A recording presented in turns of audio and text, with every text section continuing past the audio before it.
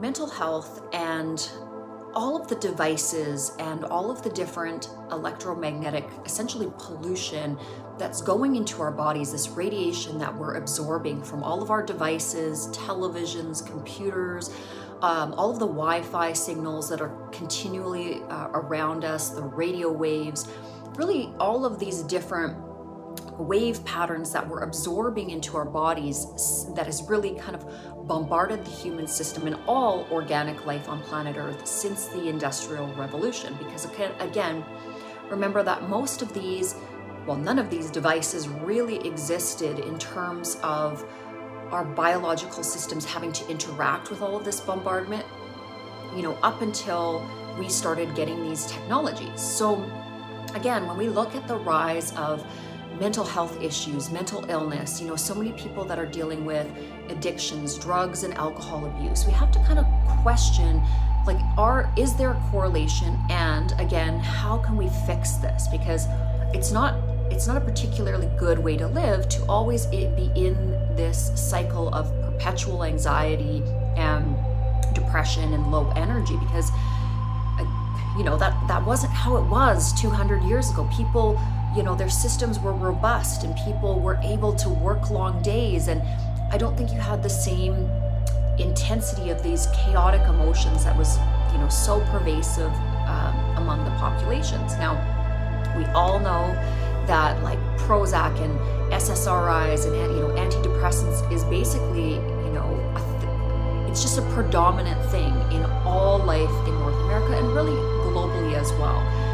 And when we look at different medications for children, things like, you know, things that doctors are prescribing for ADHD and autism and all of these different things, we really have to start looking at our environment and what we are doing as human beings in terms of changing the environment. Because you have to understand, as a biological organism, the body has existed in a certain static state for, you know, millions of years, and organic life, obviously, a long time, right? I don't know the exact number. I don't have the papers in front of me, but there's a way that organic life interacts with the planet and the planet's magnetic field that it is giving off. And in terms of grounding ourselves and really reconnecting to the earth and having this synthesis within our brains and body, okay? And I mean, there's a great documentary out right now on earthing, so I want to talk a little bit about that. So if you have a chance to watch that documentary, it's fabulous. And just the aspect that we really need to ground ourselves. You know, with wearing shoes all day long, our clothing, everything is really, again, very synthetically based, and it is really insulating us from connecting into the earth. And we are part of the earth, and it's really important that we do connect ourselves quite literally to the soil, to that electromagnetic field of planet Earth, and that helps to recalibrate our body's systems. So especially if you're feeling like you're having these sort of mental disturbances or a lot of high anxiety, what that can be from is really this disconnection from your stabilizing source, which is planet Earth, okay? And again, as we see people living in these, you know, high-rise concrete buildings and really elevating themselves beyond that point of connection, you're going to see, again, with the way that cities are specifically. I myself have a lot of trouble existing in a city. There's a lot of concrete around, there's a lot of artificial materials, and I feel a complete difference when I'm out in nature, when I'm at my ranch and I can, you know, walk around with my bare feet in the grass, and just there's a peace that comes over my body, and it's instant by just being at one with nature and really connecting with the land, and even visually. So in terms of the visual sights that we're seeing, that actually has a lot to do with how our brains are calibrating the information that we see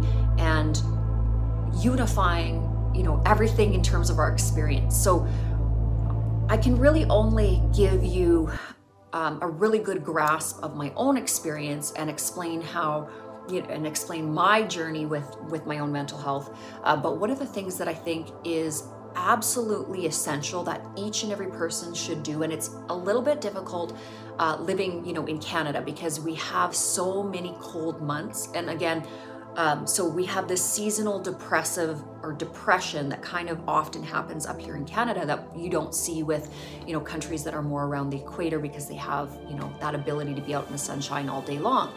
And a lot of scientific studies have definitely correlated this seasonal depression to not being out in the sun. And I definitely agree with that correlation as well. I think you need to have that vitamin D, that sunlight.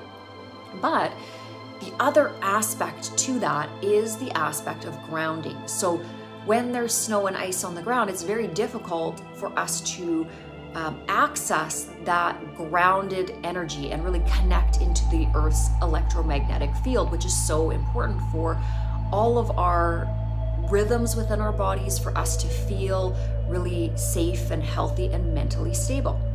So easy ways to do this. I mean, this is again, two of the most, well, I'm actually going to talk about three of the most impactful things that you can do for your brain-body health connection. One is going to be grounding. So a free version of that is just get your feet and hands on the ground and sit on the grass, the dirt, something that doesn't have a concrete structure underneath. Sometimes it can be a little bit hard to do this in the city because you don't really know what's underneath, or you can be, there's a lot of infrastructure underneath the city that can be muting that electromagnetic field, that normalizing field that the Earth gives off. So as much as possible, getting into a park setting where you know that there hasn't been any construction and there's not a lot of concrete underneath, because again, anything like concrete, glass, metal that's underneath where you're sitting can change the electromagnetic field and can make it weaker in terms of your body absorbing that energy. Now, again, you're going to want to do it a couple times a day, and ideally for 10-20 minutes. The best, the absolute optimal way to do this is to be completely in a bikini or something and laying on the grass. That's not always possible with our weather here in Canada, but the best is if you can be completely flat on the land. Now, there are grounding sheets that you can put on your bed and plug it into the wall, and when you sleep, that will ground you. It's going to help with inflammation. It's going to help with your sleep, the different rhythms, all of the hormone systems in your body. Like, everything will start to regulate when you start to ground yourself each and every day. Also, in terms of the devices, so when you're working with a computer, I know I have worked steadily with a computer for over 20 years, and it's a lot of radiation that we're absorbing, and that's not super healthy for our brains or our bodies, and it affects us in terms of our cellular function and our cellular our cells, and our cells tend to start to degrade when there's a lot of radiation coming at us. And also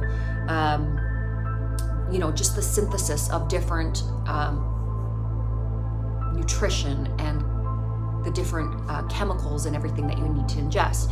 And again, you'll kind of notice that in a couple of these videos, I'm not as quick with my words as I normally am. I'm actually having some problems with my blood sugar, so I have a monitor on, and it's really going kind of haywire. So that is affecting my neurological centers, and I'm very much experiencing that. But nonetheless, even though I'm going through this, I still want to make these videos, because I think that sometimes when you're actually going through an acute health crisis, or sort of a chronic health crisis, that's when you really need to open up and share about what you're going through. So one of the things that I am instituting into my daily practice is grounding, putting grounding sheets on my bed, getting grounding mats when I'm utilizing my computers and my devices. And you can actually get screen blockers and gloves that would help to decrease that radiation that your body is absorbing.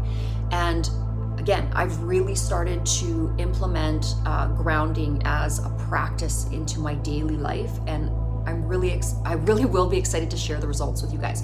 Again, like I said, I am going through a bit of issues with my blood sugar, so I'm monitoring that. I have a cool little implant that is giving me minute by minute readings in terms of my blood glucose levels. And again, there are some really amazing modern devices that can help us with, getting our health back into balance. I would assume that the device that I have implanted in my arm has its own electromagnetic output that it's putting out, because it's connecting to my phone with Bluetooth. And again, that could be another layer of some of the little neural disturbances that I'm experiencing. Again, it is what it is. But grounding is definitely something that I'm going to be utilizing in my daily practice. I was definitely doing it every weekend, but now I'm going to be doing it every single day. Now, exercise, okay? Getting that oxygen flowing into the blood is super important.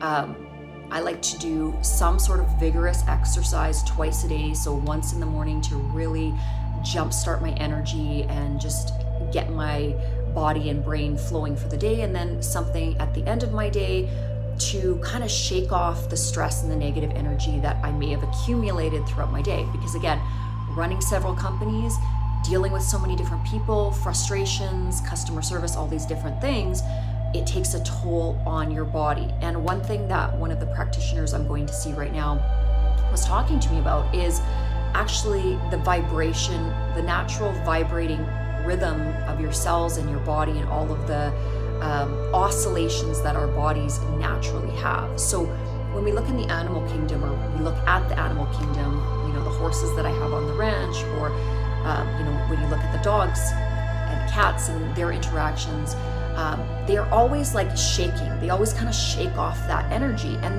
there's a really important purpose for why they're doing that. So they're actually kind of releasing a burst of energy out of their system and recalibrating. So when we're exercising, when we're essentially moving around like this, we're changing the fields within our body, and we're reconstituting our electromagnetic field, and then we're getting rid of any sort of negatively charged energy. That's what grounding is doing as well.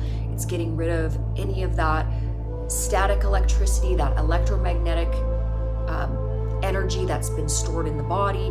And the earth has a way of creating an equilibrium and bringing your body back into balance, okay? Now, also artificial lighting. So I had a lot of troubles when I was working. I used to work at the Bay. I did cosmetic counter stuff when I was really young and loved it, but the neon lights that were in the building were really, really difficult on me, and I would actually feel kind of sick from it. So if I had a long shift, I would essentially get headaches and just not feel super well due to that artificial light source, okay? Because the sun is going to give us that broad spectrum,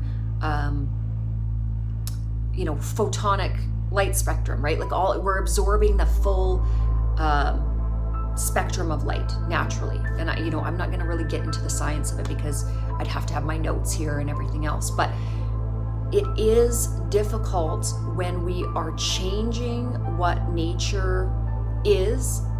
When humans invent anything and start doing things a little bit different and take this part out and add this part, or whatever it is that we are doing synthetically, we have to remember that that is not the way our bodies were designed. They were designed to deal with nature, and when we are adding all of this new stuff, it's very confusing for our organism, okay? And it's our bodies are great at adaptation, but you're going to have disturbances. You can't evolve a body that quickly with all of these new technologies and all of these different wave patterns. Again, it's that unseen energy, right? That we don't see radio waves, we don't see gamma rays, we don't see, the particles that are whizzing through the air for they're not particles, they're waves, but for Wi-Fi and the television and Bluetooth and all of these different things, but they are affecting our system. Our system communicates with the same types of signals within our bodies. And when we're continually bombarded by this stuff, especially in a city, it's really, really difficult on our body systems, and it's especially difficult on our mental health, okay? So we have to start thinking about these things and thinking about the consequences of them, okay? And how we can kind of redirect everything back into an equilibrium. And myself, I'm transitioning as much as possible into a natural way of living. So not eating any organic food, or eating only organic food.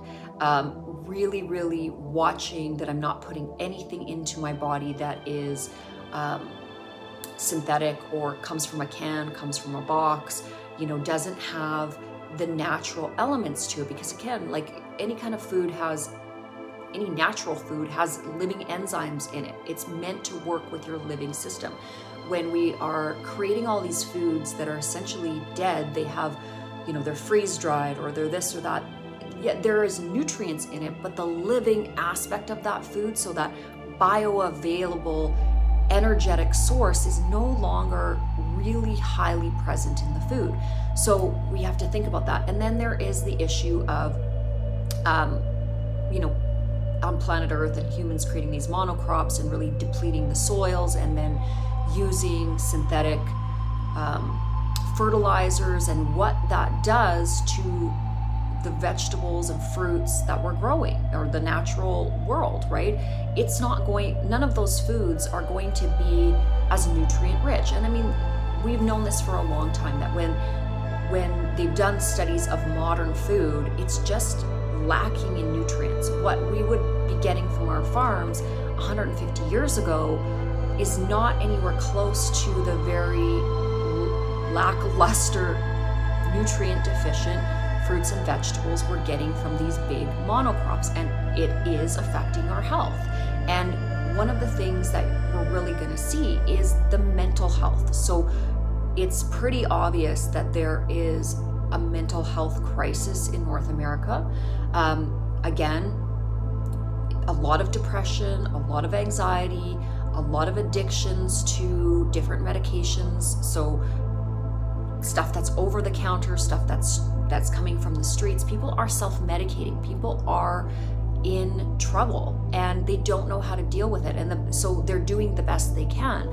But I think that there are some really natural solutions that can help kind of swing the pendulum back in terms of getting our body's stability into a range that makes sense, and into an equilibrium where we don't have to be running for all of these different escapes, whether it be drugs, alcohol, pharmaceuticals, whatever have you. Because again, you're going to feel the best when you are just authentically you, in your own skin, with nothing else but who you actually are. It's going to be the best version of you. Okay, so we've talked about grounding, we've talked about organic food. As much raw food as you can is really going to energize you. You're going to find that your ability to synthesize information goes through the roof. I like a vegan diet, but I can't go pure vegan. So that's kind of what's going on in terms of my own health right now, is that what I've realized is I'm severely hypoglycemic, which means I need to be having some protein every time I'm eating my leafy greens, and I need to do a little bit more work in terms of that, probably because the output of what I'm trying to get out of my body every day is a little bit beyond what most people push themselves to do. Okay, I don't have a lot of downtime, and I'm go, go, go, go, and I'm pushing my brain to its limits each and every day, 7 days a week, okay? And that's part of owning a business, but I still have to find an equilibrium that works for me. So in terms of diet, and what I'm finding is bacteria is super healthy. Again, I'm pairing a fat, a protein, and sugar with my, it's not quite a vegetarian diet anymore, because I am integrating eggs and some forms of cheese, like goat cheese, back into my diet. The nuts and seeds and lentils are great, but again, I need a little bit more of the fats and proteins in my diet just to create that equilibrium, and I'm finding that's just for my particular body. Not everybody is going to have this result if they're, you know, vegan or vegetarian, but again, living in the city, it's difficult for me to get, you know, always the best source of food. I try my best, but it's a very busy lifestyle, so you know, that's where I'm kind of bringing in some of the eggs and cheeses and stuff like that. Now, in terms of anxiety, I really want to talk about this because I've had anxiety disorder my entire life. And what I realized when I was younger, my parents were feeding me a lot of food from cans, boxes, not really a really balanced diet. So that contributed to my anxiety disorder a lot.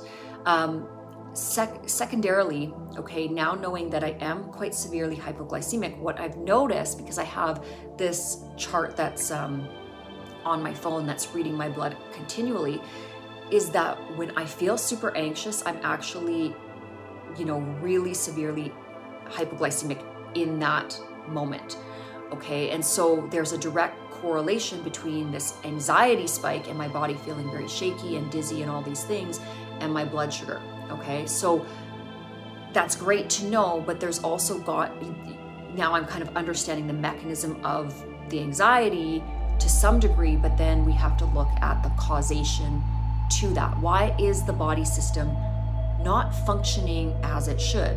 And so again, that exercise, getting out and earthing, grounding yourself, I'm gonna be really excited to see what happens with that. I was doing the cold showers twice a day for a while, and I really loved that in terms of not feeling depressed and feeling really super energized, or I could get an additional kind of hour out of my brain by having a cold shower. So that was really good. The new place that I'm living right now, I don't have, I have a shower, but I previously had a steam with my shower, and so I could turn on the steam and do the cold shower, but I kind of have the warm steam around me, so I liked that. I'm gonna have to figure out, I'm gonna have to be less chicken and just jump in and do the cold shower thing. You know, I'm gonna get back into it, but sometimes moving can be a little bit chaotic. What else? I should always make a list when I do these videos, because sometimes I assume that I'm gonna remember everything I want to talk about, and then it just kind of ascend to this video. Also, the what we're seeing visually. So visual stimulation is super important in terms of our mental health as well. So in a city, there's a real difference between the peace that you'll feel in a countryside and a natural environment, and sort of the heightened anxiety you might feel when you're in a city environment. Especially modern cities, they're very angular, and a lot of very, again, angular structures that we don't often see in nature. So if you notice when you're, you know, hiking or skiing or out and about in the natural world, nature has these gentle curves, and everything is very fluid and almost spiral or circular. And those gentle movements, even if you look at the way water flows in a stream, it's kind of got this oscillating patterning to it. And the way that we often build in cities is very structured and angular. And if you think of the movement of energies, it's not soft, it's not gentle, it's not peaceful, it's very angular and abrupt. And that actually affects the flow of energy. And believe it or not, it affects the way that we interact with that energy, okay?